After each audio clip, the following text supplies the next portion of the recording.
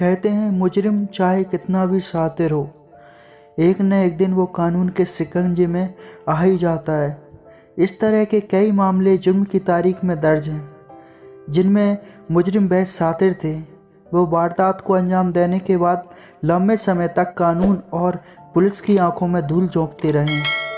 वो समझते हैं कि अब कानून उनका कुछ नहीं बिगाड़ सकता। ऐसी एक कहानी हम आपको बताने जा रहे हैं अर्चना सांगले की। इससे पहले अगर आपने हमारे चैनल को सब्सक्राइब नहीं किया है तो प्लीज़ इस चैनल को सब्सक्राइब करें। इस कहानी का आगाज़ होता है महाराष्ट्र के पुणे शहर से, जहां रहने वाली अर्चना सांगले नाम की लड़की बेहद मिलनसार और खूबसूरत थी। जवानी की दहलीज पर कदम रखने के बाद उसने भी बड़े बड़े सपने देखे थे। वो एक आलीशान ज़िंदगी जीना चाहती थी। उसके सपने में भी एक राजकुमार को पाने की चाहत थी। पढ़ाई लिखाई पूरी होने के बाद घर वाले उसके लिए लड़का तलाशने लगे और जल्द ही घर वालों की तलाश पूरी हो गई। एक नौकर पेशी नौजवान से अर्चना की शादी कर दी गई। इस रिश्ते में बंधन के बाद अर्चना और उसके पति दोनों खुश थे, मगर खुशी ज़्यादा दिन तक बरकरार नहीं रही। वक्त बीतने लगा और इसी दौरान अर्चना का पति उसे तंग करने लगा। शादी के कुछ दिन बाद ही दोनों के बीच अनबन होने लगी। दिन ब दिन उन दोनों के रिश्ते खराब होते जा रहे थे। सुबह शाम बस छोटी छोटी बातों पर दोनों झगड़ा होने लगा था। अर्चना ने कई बार अपने परिजनों को इस बारे में शिकायत की थी। हर बार घर वाले उसे समझा बुझा देते थे। अर्चना शांत हो जाती थी, मगर उसका दिल अपने पति से भर चुका था। वो दोनों एक ही छत के नीचे भी रहते थे, लेकिन मन ही मन अर्चना उससे नफरत करने लगी थी। पहले तो बिगड़े रिश्ते के बावजूद अर्चना सांगले पति के नाम का मंगलसूत्र पहनकर लोगों को यही दिखाने की कोशिश करती थी कि उसकी ज़िंदगी में सब कुछ ठीक चल रहा है। लेकिन एक दिन जब पानी सिर से ऊपर चला गया तो उसने अपने पति से अलग होने का फैसला कर लिया। अब वो पति से अलग रहने लगी थी, साथ ही काम की तलाश कर रही थी। यही वो दौर था जब अर्चना की मुलाकात एक एनजीओ चलाने वाले शख्स से हुई जिसका नाम संतोष कतोरे था। संतोष सूर्य प्रकाश फाउंडेशन नाम की एक संस्था चलाता था जो सामाजिक कार्य करती थी। पति से परेशान हो चुकी अर्चना बहुत ही जल्द ही संतोष के करीब आ चुकी थी। संतोष भी उसे पसंद करता था। नतीजा ये हुआ कि दोनों की दोस्ती बहुत जल्द प्यार में बदल गई। दोनों साथ में काम भी कर रहे थे, लिहाजा दोनों का वक्त साथ ही बीतता था। अर्चना और संतोष की मोहब्बत परवान चढ़ चुकी थी। दोनों ने साथ जीने मरने की कस्में भी खा ली थी। इसी दौरान अर्चना और संतोष ने अपने नाम पर पुणे के पास और महंगे इलाके में से एक बनेर में एक फ्लैट खरीद लिया था। दोनों साथ रहने लगे। यही लगता था कि संतोष उसे बेहद प्यार करता था। उसकी मोहब्बत पाकर अर्चना भी अपने पुराने दुखों को भुला चुकी थी। उसकी ज़िंदगी पटरी पर आ चुकी थी, मगर उनकी ज़िंदगी में कुछ ऐसा होने वाला था जो उन्होंने सोचा नहीं था। 4 नवंबर 2006 दोनों को बानेर इलाके में रहते हुए करीब 1 साल हो चुका था, मगर 4 नवंबर 2006 को अर्चना अचानक कहीं लापता हो गई। संतोष कतोरे और अर्चना का परिवार उसे तलाश कर रहा था, मगर उसका कुछ पता नहीं चला। अर्चना के घर वाले को किसी अनहोनी की आशंका सता रही थी। उन्हें शक था कि कहीं उसके पति ने तो उसके साथ कुछ नहीं कर दिया। अब मामला पुलिस तक जा चुका था। इसी दौरान पुलिस को खबर मिली कि मच्छिंद्रगढ़ किले में एक महिला की लाश पड़ी है। सूचना मिलने के बाद पुलिस की टीमें मौके पर पहुंची और महिला की लाश को कब्जे में ले लिया।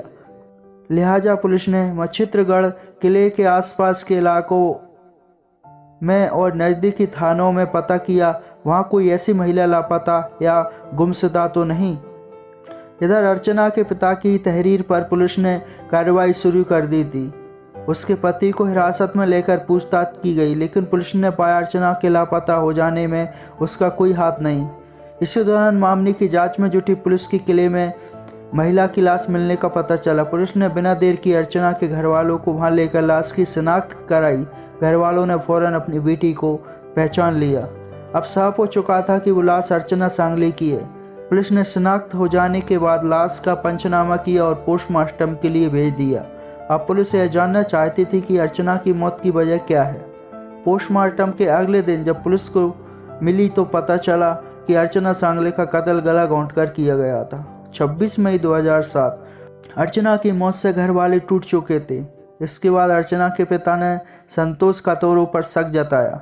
पुलिस ने शिकायत भी की थी कि जिसके बाद पुलिस 26 मई 2007 को संतोष को हिरासत में ले लिया। वो खुद को बेकसूर बताता रहा। पुलिस भी उसके खिलाफ कोई ऐसा सबूत या सुराग हासिल नहीं कर सकी जिससे उसे आरोपी ठहराया जाए, लिहाजा पूछताछ के बाद पुलिस ने उसे रिहा कर दिया था। अब सवाल यह है कि अर्चना का कत्ल किसने किया था। अब पूरे पुलिस के सामने सवाल था कि आखिर अर्चना का कातिल कौन है और उसके अर्चना का कत्ल क्यों किया, कत्ल का मकसद क्या था, क्या अर्चना की किसी से दुश्मनी थी। इन जैसे तमाम सवाल का जवाब तलाशने के लिए पुलिस लगातार कातिल की तलाश कर रही थी, मगर पुलिस के हाथ खाली हो रहे थे। अर्चना के घरवाले भी उम्मीद खोते जा रहे थे। वो भी पुलिस के चक्कर काट काट कर थक चुके थे। वक्त बीतता जा रहा था, साल बीत रहे थे। 6 फरवरी 2012 यही वो दिन जब इस केस में पुलिस के लिए एक बड़ा सुराग तैयार हो रहा था। दरअसल पुणे के पॉश इलाके में जो फ्लैट अर्चना ने संतोष के साथ मिलकर खरीदा था, उसकी रजिस्ट्री भी दोनों के नाम थी। इस वजह से संतोष अकेले इस फ्लैट को नहीं बेच सकता था, लिहाजा उसने 6 फरवरी 2012 को अर्चना के नाम पर दूसरी महिला के फर्जी कागजात बनवाए और वो फ्लैट अपने नाम करवा लिया था। अर्चना की मौत के करीब 6 साल बाद संतोष कतोरे ने फर्जी फाड़ा करके फ्लैट अपने नाम करा दिया। अब वो खुद ही इस फ्लैट को बेच सकता था, इसके लिए उसे किसी और की ज़रूरत नहीं थी। पुलिस ने शिकायत मिलने के बाद फर्जी दस्तावेज के मामले में छानबीन शुरू कर दी। अब पुलिस ने एक बार फिर अर्चना के मर्डर की फाइल खोल दी। संतोष कतोरे से अब फिर से पूछताछ की गई। पुलिस ने एक बार फिर अर्चना की मौत के बारे में उससे सवाल जवाब किए, जिन्हें सुनकर उनके पसीने छूटने लगे। वो 17 जनवरी 2017 का दिन था जब संतोष कतोरे पुलिस के सामने अर्चना सांगले मर्डर केस का खुलासा कर रहा था। उन दोनों ने मिलकर साल 2005 में वो फ्लैट खरीदा था, जिसमें एक बड़ी रकम अर्चना ने दी थी, मगर बाद में संतोष मुनाफे की खातिर उसे फ्लैट को बेचना चाहता था, लेकिन अर्चना उसे ऐसा नहीं करने देती। इस बात को लेकर उन दोनों के बीच झगड़ा होने लगा था। बात हद से ज़्यादा गुजर गई थी, लिहाजा परेशान होकर संतोष ने अर्चना को ही रास्ते से हटाने की साजिश रच डाली। उसी के मुताबिक संतोष 4 नवंबर 2006 को अर्चना के साथ कोल्हापुर के एक मंदिर में दर्शन करने गया था। वहां से लौटते वक्त उसने एक सुनसान जगह पर अर्चना का गला घोंटकर उसकी हत्या कर दी और फिर वहीं पास में मच्छिंद्रगढ़ किले में फेंक दिया। वो वारदात को अंजाम देकर वापस घर लौट आया ताकि किसी को शक न हो। 10 साल बाद कातिल की गिरफ्तारी, मगर फ्लैट के नाम करवाने के चक्कर में उसने जो फर्जीवाड़ा किया वहीं उसके लिए परेशानी का सबब बन गया। इस मामले की पूछताछ के बाद वो पछता चला गया। नतीजा ये हुआ कि पुलिस ने 17 जनवरी 2017 को संतोष को गिरफ्तार कर लिया। इस तरह से कत्ल करने के पूरे 10 साल बाद वो कानून के शिकंजे में आया। तो मुलजिम कितना भी शातिर क्यों ना हो, पुलिस के शिकंजे से बच नहीं सकता। फिर मिलेंगे किसी नए वीडियो के साथ, तब तक के लिए धन्यवाद। इस चैनल को सब्सक्राइब करना न भूलें।